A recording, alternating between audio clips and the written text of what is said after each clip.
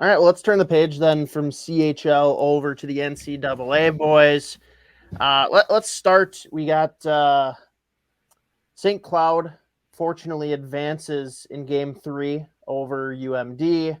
We get to see Peart go now into the NCHC Frozen Face-Off here. St. Paul this weekend at the X. They got North Dakota, who I, for very selfish reasons, definitely want to see lose. But, I mean, tell me, what have we been seeing from Peart? What do we want to keep seeing from him? Yeah, I thought the series against Duluth, I thought the first game he was real good. Second one, he looked a little bit off. And then game 3 was fine. But, I mean, I think he missed the week before with injury. I don't think he missed the week before that, though. But, I mean, he was looking like a guy that was, I mean, that's a tough fucking series to come into after missing a week with injuries. Like, but again, like I've said it before, this year, he's just been on a lot of nights their go-to guy on that back end there. And I get like last year, I said this before, but he used to just be dumping pucks into the corners. Like, and he's just so mobile, the skating so good. And you know that he's capable of creating and finding like passing and shooting lanes. The fact that he was just like going for the alley-oop off the fucking back wall, hoping it would bounce out in front. I mean, hey, he pulled it off a few times too, but the poise in the offensive zone, decision-making in his own end, just in like, again, same thing like Lambos, like when to stay, when to go. He's not the biggest dude in the world, but I think his strength, like looking at him last year, he looked like he was swimming in that jersey. He clearly put on a whole lot of muscle, and he's a lot stronger than he was last year too. So I think in zone defending's taken another step. You're not seeing like the same hookings, like tripping, like all those penalties that were driving me legitimately insane last year. But he's just playing an all around solid game. Like even if it is somewhat quiet, like he's not necessarily lighting up like a highlight reel, but at the same time, that's not really what you're looking for anyways. He's kind of just been reliable for them. I think this year the offense took a step. I'm trying to find his. No, I lost his stats. He's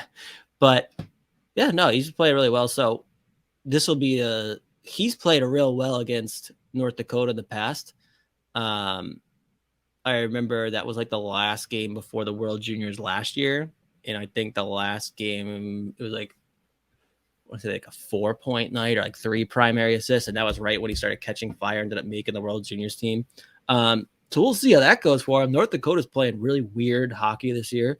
But I would love to see him obviously advance. And I mean, watching North Dakota lose is, it's always fun. I just need to not see Gophers and whatever they're called now, the Fighting Hawks, end up in the Fargo Regional together. That would be an absolute fucking nightmare. And that's what'll happen if they get in. But let's move on then to that topic. Gophers, who have just been on an absolute tear. I don't know if there's any limit to good things we can say about Brock Faber, but let's try and keep it to a couple minutes here. Brock Faber, let's go. I mean, what did he just get Defensive Player of the Year, Defenseman of the Year, whatever? 10, yep, Big 10. Hobie snub. Yeah, I didn't get any love there, but that's all right. I mean, the fact that Fantilli didn't, whatever. Ncaa is awesome, but that's crazy. Like, it's crazy. They've only narrowed the field to 10. Who was it? No, what am I thinking of? They had like voting percentages before, but that. Oh, that's right. I was still like, there was like 4 Gophers on it before. No. They narrowed the field to 10. There's 2 Gophers on there, Cooley and Ncaa.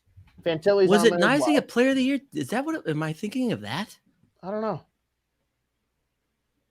I can't remember Because Fantilli got Freshman of the Year. Yeah, freshman. Yeah. I don't know, whatever. Back to Faber. Dude, that Gophers team is fucking insane. Like, they're so sick. So fun to watch. But I mean, yeah, no, Faber, like, first of all, he's doing exactly what he's always done. He is stout defensively. The skating's high end. Like, transition game is crazy good. Like, the first pass, in zone, like any box you needed to check, he checks. And it's the number 1 team in the country, obviously, and he's the number 1 D-man back there, and he locks it down box left every game. Yeah, there you go. But the thing with him this year is, he's got that profile as like a defensive defenseman, not a ton of offense in there. And this year, like, he's certainly found a little bit more not to the point where you're sitting there saying, oh, he's going to put up good offense. He's not going to put up like 40 in the NHL. Like, he's not going to be a half point per game guy. It's just not a liability. But again, yeah, it's not like an offensive black hole, right? Yeah. I mean, it helps that you can literally roll 4 lines of like elite scoring if you're Minnesota. So he's got plenty of targets. But I think like this year he's also been a little bit more patient at the blue line. He's been looking to create a little bit more. He's hanging on to the puck instead of just deferring. He's taking the puck himself down the end boards every once in a while. Like, I think he's experimenting a little bit more. And I think for him, that's what I was really curious to see if he would do. I was really curious to see if he would be able to do that or be willing really to do that. Just like experiment, because the tools are all there and he's got the brain. So he's just had this monster year, like obviously well-deserved Big Ten Defenseman of the Year. And again, he's your number 1 guy in the number 1 team in the country. So selfishly, I would love to see him just see what he's got. Because again, I do think that, whenever their season ends, whenever that is, I'm sure he'll get a trial run up here. Yeah.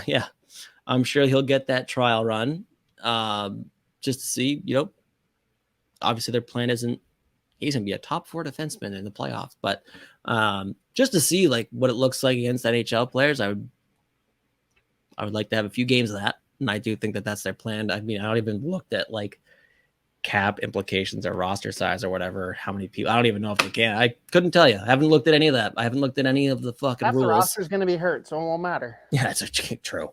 But he's just he's just doing everything for them this year. So good for him. Hopefully they make a long run and they can win that national championship, because I mean, really you want to see the best teams win, obviously. And they are just kicking the shit out of teams. And they're like seemingly just on a whole other level. So I'm trying to remember which team it was. It might have been like Penn State, like, oh shit, they're making some noise, like top 10, and then all of a sudden they lost like 6-0 to Minnesota. Just lost like the rest of their games. I just totally took the wind out of their sails. Like, oh fuck, all right, well I guess not. But yeah, no, I would love to see him make a run, because I mean he's just a stud. So well done, Billy G. Well done, Judd Brackett. Yeah. Profiling that guy for the Fiala trade. Love it.